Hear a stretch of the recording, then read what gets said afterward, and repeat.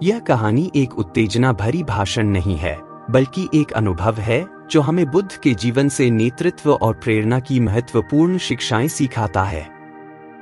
यह एक कहानी है समर्पण की, समय के महत्व की और अध्ययन के महत्व की। इस कहानी के माध्यम से हम अपने जीवन को और समृद्ध और ध्यान संगत बनाने के लिए नए दिशा निर्देश प्राप्त करते हैं। तो आइए इस अद्भुत यात्रा का हिस्सा बने, और कहानी अच्छी लगती है तो वीडियो को लाइक करें और अपने दोस्तों के साथ ग्रुप में शेयर करें और कमेंट करें। इसी तरह की और नैतिक कहानी सुनने के लिए मेरे चैनल को सब्सक्राइब करें। तो चलिए कहानी शुरू करते हैं। एक बार की बात है, बुद्ध अपने अनुयायियों के साथ बैठे हुए थे, तभी एक वृद्ध मनुष्य वहां पर आया। उसने बुद्ध के सामने हाथ जोड़े। वह कभी जोरों से हंस रहा था और कभी जोरों से रो रहा था। ऐसा देखकर अनुयायी बोले, गुरुजी, यदि आप कहे तो हम इस वृद्ध को यहाँ से ले जाते हैं, क्योंकि यह कभी हंस रहा है, कभी रो रहा है, लगता है कोई पागल है। कहीं आपको कोई चोट ना पहुंचा दे। वृद्ध व्यक्ति बोला, नहीं, मैं पागल नहीं हूं। मैं हंस इसलिए रहा हूं क्योंकि मुझे इस संसार चक्र का रहस्य पता चल चुका है, और रो इसलिए रहा हूं कि यह मुझे वृद्धावस्था में पता चला है। ऐसा कहकर वह फिर हंसने लगा और फिर थोड़ी देर बाद रोने लगा।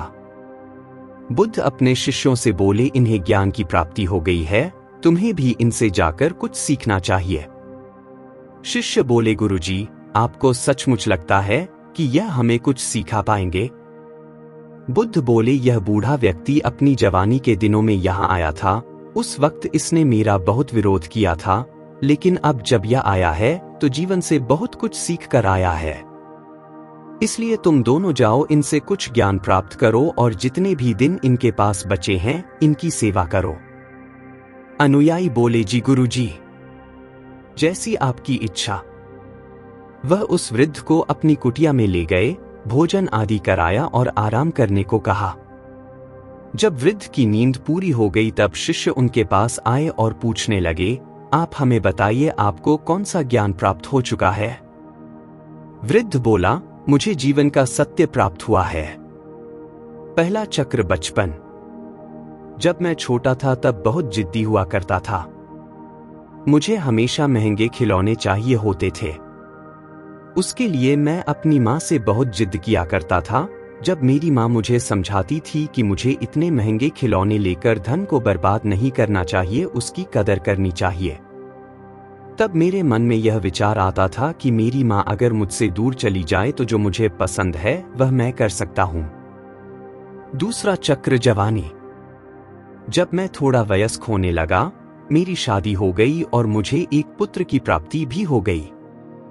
भगवान ने मेरी इच्छा पूरी कर दी। फिर मैंने सोचा मेरा दूसरा पुत्र भी हो जाए तो अच्छा होगा। भगवान ने मेरी यह इच्छा भी पूरी कर दी। इसके बाद मैं अपने पिताजी के काम में सहयोग देने लगा। मैं चाहता था कि काम में होने वाले निर्णय मैं खुद लूं। मुझे उनकी टोकाटाकी करना बिल्कुल भी पसंद नहीं था। मेरे पिताजी की तबीयत खराब हो गई, वह बिस्तर पर पड़े थे। मैंने उनसे कहा, पिताजी, अब आपकी तबीयत खराब हो चुकी है, अपना सारा कारोबार आप मुझे दे दीजिए। कुछ दिनों बाद पिताजी का देहांत हो गया। उनके देहांत के बाद मैंने उनकी इतनी भव्य यात्रा निकाली कि पूरी दुनिया देखती रह गई। मैं भीतर ही भीतर इस पर गर्व कर रहा था। मैंने अपने पिताजी की अंतिम यात्रा में इतना पैसा खर्च किया है। कुछ समय बाद मेरी माँ भी गुजर गई। देखते देखते मैं नगर का एक अमीर इंसान बन गया। मेरे पुत्र बड़े हो गए। मैंने अपने दोनों बेटों का विवाह कर दिया। इन दिनों मेरी पत्नी मुझे बुद्ध के पास ले गई। बुद्ध की बातें सुनकर मैं क्रोध से भर गया, क्योंकि मैं उनकी किसी भी बात से सहमत नहीं हो पा रहा था। बुद्ध कह रहे थे, चोरी मत करो, झूठ मत बोलो, ज्यादा धन इकट्ठा मत करो, संयम से काम लो। उनकी यह बातें मुझे बिल्कुल पसंद ना थी, इसीलिए मैंने उनके खिलाफ लोगों को भड़काना शुरू कर दिया। उनका ज्ञान मेरे पूरे जीवन को ही गलत ठहरा रहा था। तीसरा चक्र बुढ़ापा। वक्त गुजरने लगा और मैं बूढ़ा होने लगा। मैंने जीवन के अंतिम चरण की तरफ अपना कदम बढ़ाया। अंतिम चरण पर आते आते मेरी पत्नी ने भी मेरा साथ छोड़ दिया, उसकी भी मृत्यु हो गई। अब मैं अकेला अकेला रहने लगा। मैं ठीक उसी स्थिति में आ गया जिस स्थिति में मेरे पिताजी थे। मैं बिस्तर पर पड़ा हुआ था।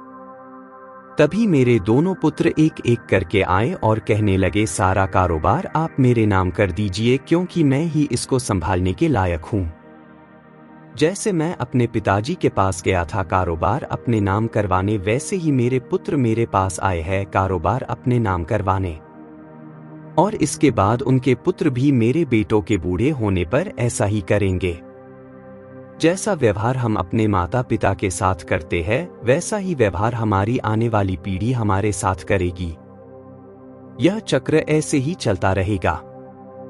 यही जीवन का सत्य है।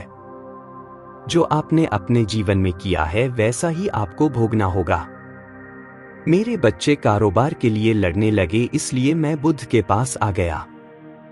मुझे सब समझ तो आया, लेकिन अब मुझे यह समझ नहीं आ रहा कि बुढ़ापे में यदि मुझे ज्ञान भी हुआ है तो उसका क्या फायदा है। वह अपनी बात समाप्त कर बुद्ध के पास पहुंचे। वृद्ध बुद्ध से बोले, बुद्ध आपकी कही हुई हर बात सत्य थी, पर सत्य मुझे तब पता चल रहा है जब मेरे पास जीने की उम्र ही नहीं बची। क्या अब इस सत्य का कुछ लाभ है? बुद्ध बोले, तुम्हारे पास जितनी भी सांसें बची है, जितना भी वक्त बचा है, उसे वर्तमान में जियो।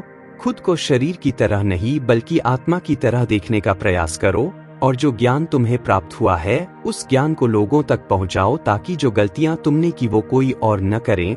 यही तुम्हारे लिए उत्तम है।